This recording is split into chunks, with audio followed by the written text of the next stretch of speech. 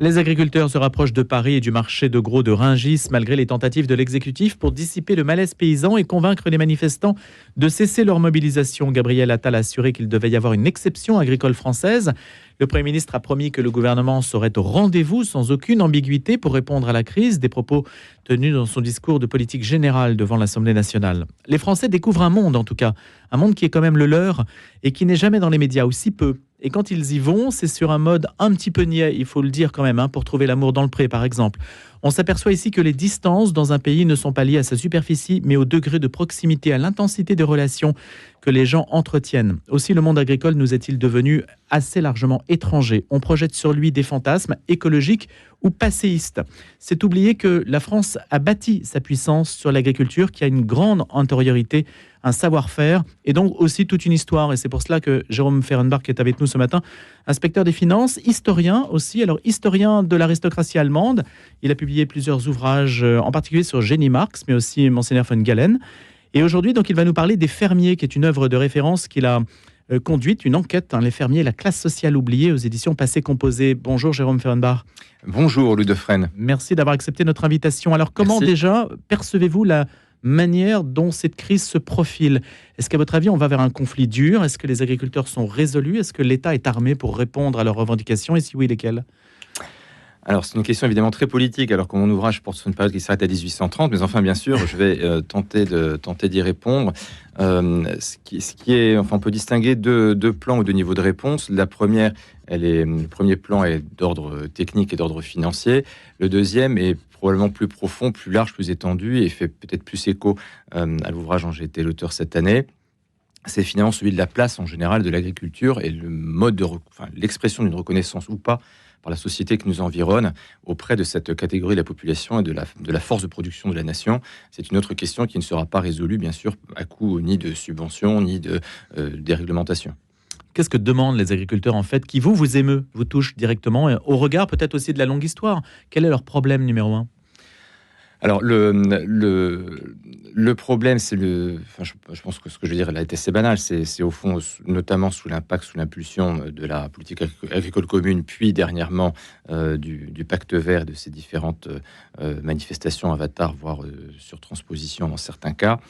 C'est une forme de technocratisation, de bureaucratisation de l'activité, de paperacisation de l'activité, je pense, qui exige de la part de ces agents de production, ce sont des éléments extrêmement importants de l'économie nationale, de maîtriser des disciplines qui ne sont pas les leurs à l'origine et de prêter la main finalement à tout un système qui est terriblement technocratique.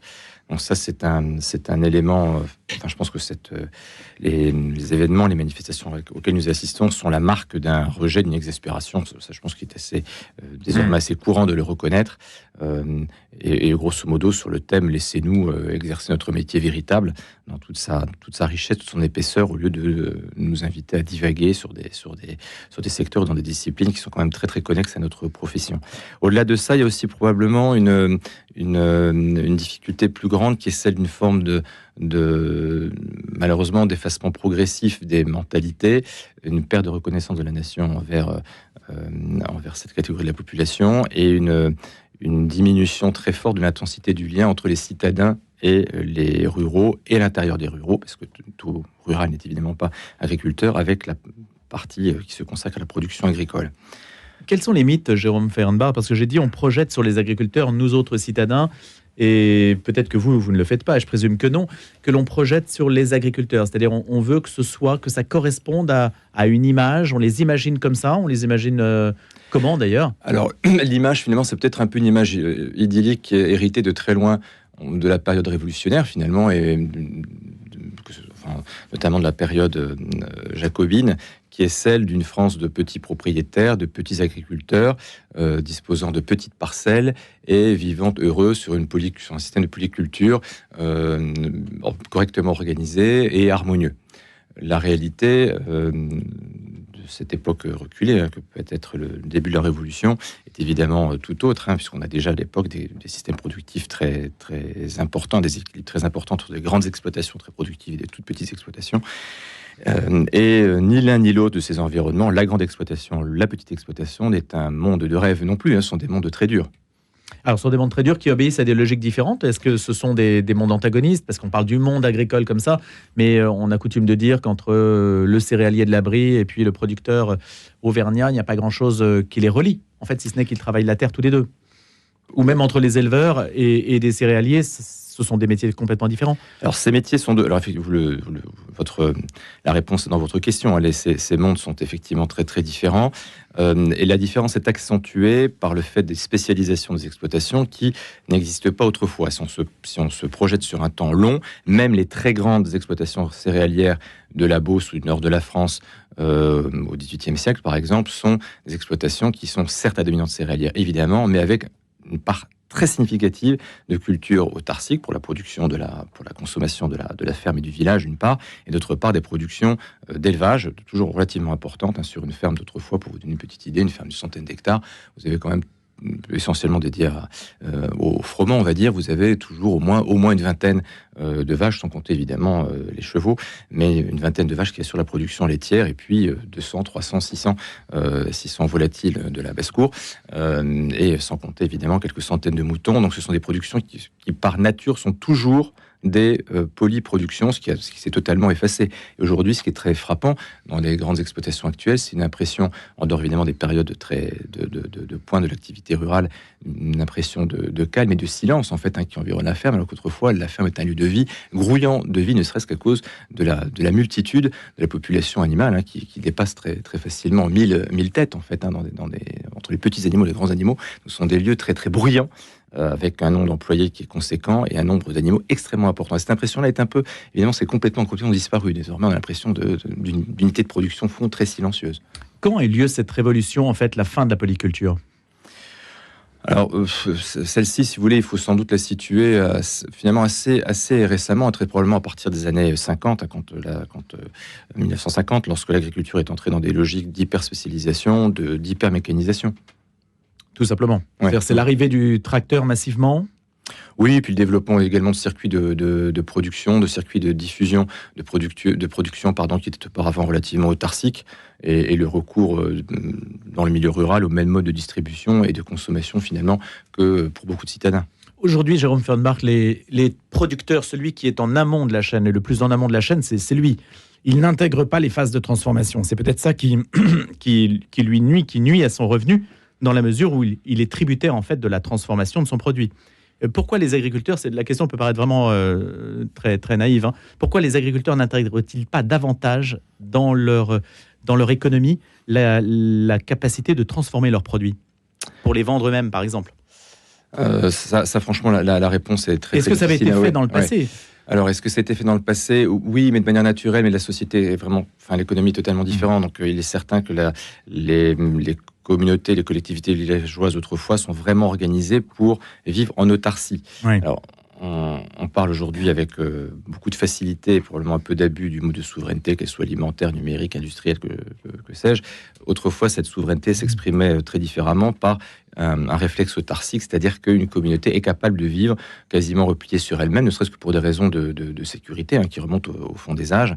Donc une grande exploitation, même une grande exploitation agricole sous l'Ancien Régime, est capable de tout fournir et finalement de faire vivre quasiment entièrement le village de l'ensemble de ses productions. Il y a peu de nécessité de transfert d'une collectivité à une autre. Comment expliquez-vous, Jérôme Fernbach, par exemple, sous Louis XIV, les famines terribles qui ont marqué, et puis Louis XIV, pas seulement Louis XIV, mais les cycles de famine qui font que on avait du mal peut-être à stocker, à provisionner, à être autosuffisant, à pouvoir nourrir toute une population? Alors, il faut, je pense, voir les deux aspects, les deux faces de la médaille. Vous faites référence avec tout à fait avec raison à des épisodes de disette très sévères, voire de famine, pendant la guerre de 30 ans en particulier, ou de nouveau pendant la Fronde, ou de nouveau suite à des épisodes climatiques très très difficiles comme l'hiver 1693 ou l'hiver 1709-1710. On a eu encore l'hiver 1740 qui était encore très très difficile. On a parlé de 2 millions de morts en 1709. Mais vrai, il s'agit, oui, mais c'est vraiment, on a affaire à une catastrophe climatique qui est sans précédent, avec des thermomètres qui étaient, je peux dire, à moins 20 à Paris, ce qui est des choses quand même extrêmement rares.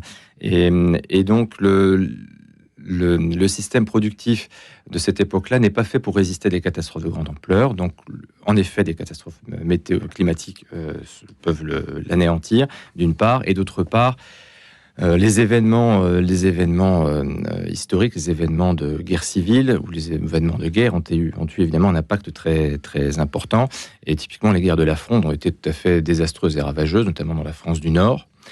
Après, en dehors de ces périodes très, très particulières de paroxysme, enfin de difficultés paroxystiques, cette période-là est une période où justement les famines se raréfient et où les villes sont correctement approvisionnées. Elles continuent à vivre dans la peur de manquer.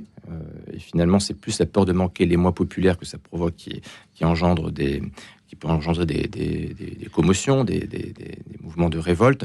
Mais en fait, les villes sont, après 1710, on va dire, en France, dans la France du Nord essentiellement, toujours très correctement approvisionnées, même s'il y a toujours cette peur de manquer, cette peur également de prix erratique du grain. Mais sinon, les villes, il n'y a pas d'épisode important, il n'y a plus d'épisode de famine. C'est vraiment important. La France de Louis XV n'a pas d'épisode de famine. Cela dit, la peur de manquer, 48 heures, c'est ce que Thierry Marx a dit, qui représente les hôteliers à Paris.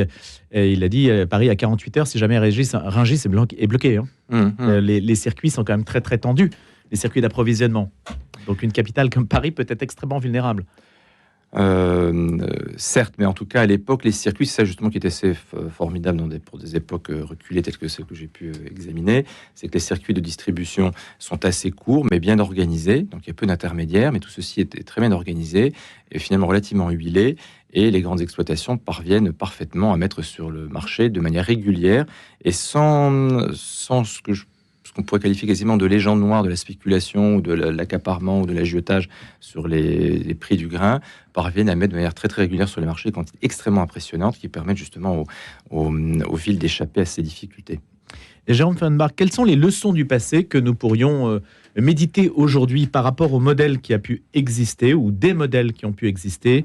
Quand vous parlez d'autarcie, je pense que vous faites allusion à l'économie circulaire, les circuits courts qui aujourd'hui sont un petit peu un mantra de l'écologie. Est-ce qu'il y a des éléments pris dans le passé qui peuvent aujourd'hui renaître et qui seraient évidemment, il ne s'agit pas de faire renaître le passé pour faire renaître le passé, il s'agit simplement de voir s'il y a des modèles à repenser? Alors, peuvent-ils renaître? Ça, je n'en sais trop rien, mais ce qu'on constate par le passé, c'est effectivement une attention très très grande, même dans des époques qui ne sont pas extraordinairement éloignées, comme celle qui précède immédiatement la Révolution. Nous sommes dans une économie qui est assez abondante, une économie de luxe dans les villes, évidemment, et une civilisation très raffinée. Il n'en demeure pas moins que tout le monde, à la ville comme à la campagne, est très attentif à la circulation des biens et des biens de seconde main, premièrement. Et dans les exploitations agricoles, on voit très très bien tous les inventaires, toutes les descriptions qui nous en sont faites sont très précis à cet égard. Il y a un effort de recyclage extrêmement important. De chaque inventaire de ferme, on constate des quantités très impressionnantes, par exemple de métal, qu'on s'apprête à recycler. Donc il y a quelques centaines de kilos de ferraille dans un coin de la cour. Alors pourquoi la ferraille? On se dit finalement l'exploitant est inattentif et à l'esthétique de sa cour. Pas du tout, évidemment. Il s'apprête à recycler des cerclages de roues, par exemple. C'est des éléments d'instruments, d'ustensiles, de labour ou autres, pour tout simplement soit le forgeron, soit le charron, de manière à pouvoir récupérer ensuite d'autres outils. Autre élément de production qui me paraît très très important, surtout à une époque où on met l'accent sur le gaspillage, les gâchis monumentaux qui entourent la production textile, c'est que en France, moi c'est un point qui m'a vraiment beaucoup frappé, en France, peu avant la Révolution, dans cette France du Nord qui est l'essentiel de d'un très grand bassin parisien qui est l'essentiel de mes travaux, eh bien chaque ferme, chaque famille produit sa propre étoffe, en tout cas les étoffes courantes, on va dire les textiles courants du ménage, de la vie de tous les jours sont produits au village sur la base de fils produits à la maison.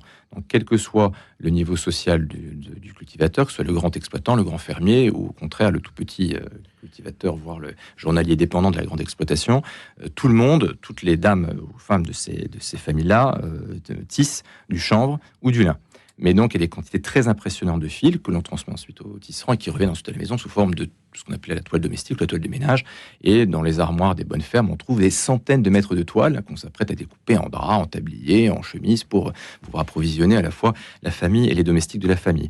Et donc ce système-là est assez étonnant parce qu'on s'aperçoit qu'avec des surfaces pas très étendues dédiées aux chanvres, par exemple, qui est la culture dominante dans cette matière-là, et on arrive à assurer toute cette production-là de manière très industrieuse. Avec une économie domestique, donc. Exactement. Idem, évidemment, pour la fabrication de la bière, la fabrication du vin, la fabrication du cidre, tout ceci est évidemment réalisé pour l'essentiel à la maison, y compris sur la grande exploitation qui a toujours son pressoir à cidre dans cette zone-là. Que vous dire d'autre aussi par rapport à l'économie circulaire? Bien évidemment, dans le bassin Paris, enfin dans l'Île-de-France, pardon, dans les régions situées à moins de 15 km de la capitale et autour des grandes villes, il y a un recyclage de ce qu'on appelle également les boues urbaines. Donc, vous pouvez imaginer ce que c'est, donc qui est également assez bien fait, assez bien réalisé. En fait, on recycle tout quasiment. On recycle tout. Très souvent aussi dans ce grand bassin parisien, les fermiers sont également maîtres de poste, donc recyclent également l'ensemble des fumiers produits par les chevaux du relais de poste. Donc tout ceci est très très organisé, extrêmement important, à telle enseigne que là aussi les inventaires après décès nous documentent très très précisément les quantités de ces matières-là qui sont toutes valorisées qui sont vraiment des éléments très importants de l'actif et très essentiels à la production. Voilà quelques exemples de cet effort-là, d'une économie qui est prudente, parce qu'au fond, on sait le réflexe qu'on a totalement perdu, qu'on peut venir à manquer, et que donc il faut être capable d'être autonome et totalement autonome. Donc il y a à la fois un souci d'économie, je dirais, il y a peut-être aussi une forme de culte, de vertu ancestrale, de sobriété, probablement, hein, ça fait partie des mœurs rurales à cette époque-là, et puis également cette forme de prudence atavique par rapport à la possibilité de manquer de quelque chose. Et donc, en fait, cette économie circulaire, elle permet donc d'une certaine façon, une grande liberté, puisque vous êtes au cœur de l'alimentation sociale, de tout ce qui alimente la société, en fait. Et vous n'êtes pas juste spécialisé sur un créneau qui vous rend vulnérable, parce que c'est ça aussi le problème peut-être des agriculteurs, c'est qu'ils sont dépendants en réalité d'une filière ultra spécialisée. Alors vous avez tout à fait raison, là aussi la réponse à votre question. Ce qui me paraît aussi, au-delà de la spécialisation économique, moi ce qui me paraît assez important aussi de la transmission, c'est peut-être oui, deux sujets. Un sujet sur la transmission aujourd'hui. Les transmissions aujourd'hui sont compliquées pour une foule de raisons, parce que pour des raisons économiques et financières, on a eu tendance un peu à fractionner l'outil de production en différents sous-ensembles, sous forme sociétaire ou pas, sous forme de groupement d'exploitants. Au moment de la transmission, c'est assez compliqué. Déjà, une transmission est en soi assez complexe quand on est propriétaire de terre, ou d'ailleurs quand on est locataire, c'est pas tout à fait évident. Mais en plus, ces formes particulières qu'on a mises en place pour des raisons financières, et en fait d'excellentes raisons, ce règlement de la transmission être souvent une difficulté, complexifie. Et puis la transmission, évidemment, doit permettre de désintéresser les cohéritiers. Sur ce point de la transmission, autrefois, il n'y avait pas forcément de solution miracle, mais j'insiste sur un point qui est souvent oublié, qui est que les transmissions se géraient bien plus tôt de manière générale dans la société, et ça s'applique particulièrement au monde agricole. Et il y avait deux systèmes qui étaient particulièrement avantageux, qui au fond seraient quasi transposables certainement à l'époque actuelle. Le premier, qui nous paraît très désuet, mais qui était extrêmement utile, c'est que les contrats de mariage servent en fait d'ores et déjà à préparer la succession. Donc chacun des enfants, membres de son établissement, sait exactement de combien il va pouvoir disposer, et la personne qui va hériter du principal du bien, de la ferme par exemple, sait également quelles seront ses contraintes, ses devoirs par rapport à ses frères et sœurs s'il en subsiste. Mais le but du contrat de mariage est justement de désintéresser d'ores et déjà les frères et sœurs, de sorte que 20, 30 ans plus tard, lorsque le problème de la succession pourrait se poser, il ne se pose plus, en fait. Donc c'est la vertu essentielle. On regarde souvent avec beaucoup d'amusement les contrats de mariage autrefois, en disant, au fond, voilà, c'est l'expression d'une forme de cupidité qui vient polluer la dimension sacrée et sentimentale du mariage. En fait, il n'en est rien, c'est bien. Ça anticipe. C'est une forme de règlement anticipé des successions, et ça, c'est un point important. Autre solution utilisée autrefois très très couramment, lorsque l'exploitation comportait des parts en pleine propriété, c'est que très souvent, aussitôt le cohéritier qui n'était pas exploitant et qui héritait de terres en pleine propriété s'empressait de les céder, d'en céder l'usage, d'en céder l'usufruit à son frère, par exemple, contre une rente qui était elle-même très prévisible, hein, puisque les rentes sous l'Ancien Régime sont toujours à 4% ou à peu près, et donc sans remboursement de capital. Hein, ça, c'est très très important. Donc en fait, c'est des rentes à perpétuité, Et donc, en quelque sorte, on rendait à son frère une partie du capital contre 4% de paiement sur la valeur du capital pendant X temps. Ce qui, évidemment, quand on n'a pas à rembourser, à amortir le capital, est très, très différent. Donc, c'est un système qui est extrêmement facilitateur, qui est tout à fait accepté dans ces sociétés traditionnelles où l'essentiel n'est pas forcément de disposer d'un capital, mais d'avoir des revenus réguliers. Et donc, on était tout à fait satisfait de disposer d'une rente quand on avait cédé le capital sous cette forme-là à son frère. Voilà, c'était deux systèmes qui permettaient d'atténuer beaucoup les conséquences de succession, puisque je me permets juste de rappeler que la France, contrairement à une idée reçue, la France, y compris l'Ancien Régime, est une France qui est extrêmement égalitaire pour le partage successoraux. Donc, en dehors des dévolutions de fiefs nobles qui obéissaient à un régime juridique particulier, sinon la France est terriblement égalitaire, et donc du coup il a fallu imaginer très précocement des systèmes permettant non pas de contourner, mais de traiter, d'anticiper cette forme de très grand égalitarisme que d'ailleurs Tocqueville souligne très bien dans l'Ancien Régime et la Révolution.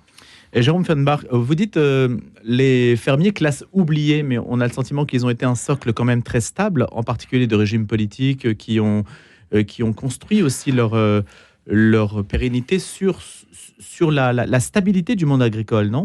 Alors, en fait, c'est peut-être une ambiguïté du titre de l'ouvrage, mais finalement une ambiguïté de sens du mot fermier. Par fermier, je désigne bien non pas les agriculteurs ou le monde paysan, mais bien cette strate très supérieure du monde paysan d'alors. Je ne parle pas de la période actuelle, je m'arrête en 1830.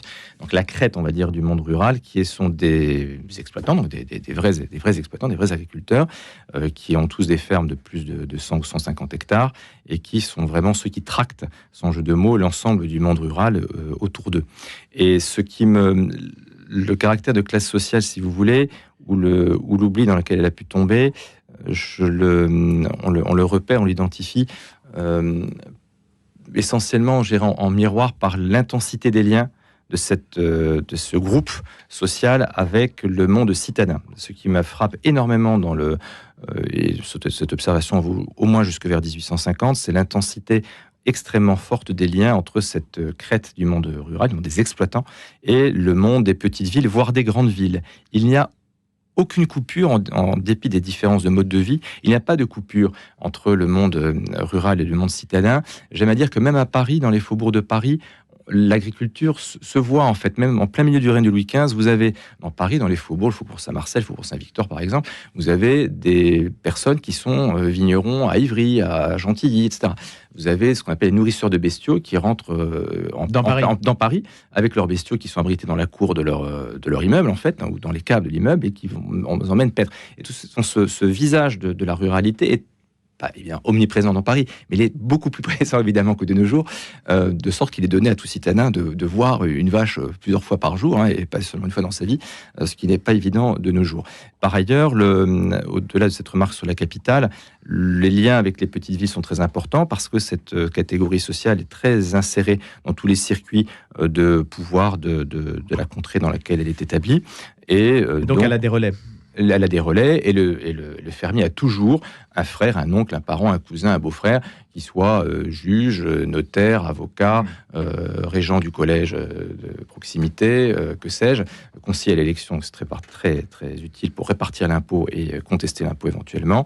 Et donc, ces relais sont extrêmement importants. Et ce qui me frappe aujourd'hui, ce qu'on peut peut-être un peu redouter, c'est une forme de dispersion et d'affadissement de ce lien. Et donc d'isolement, donc des leçons à tirer du passé aussi. Merci Jérôme Fenbach de nous avoir ainsi fait profiter de cette enquête sur les fermiers aux éditions Passé Composé. Merci.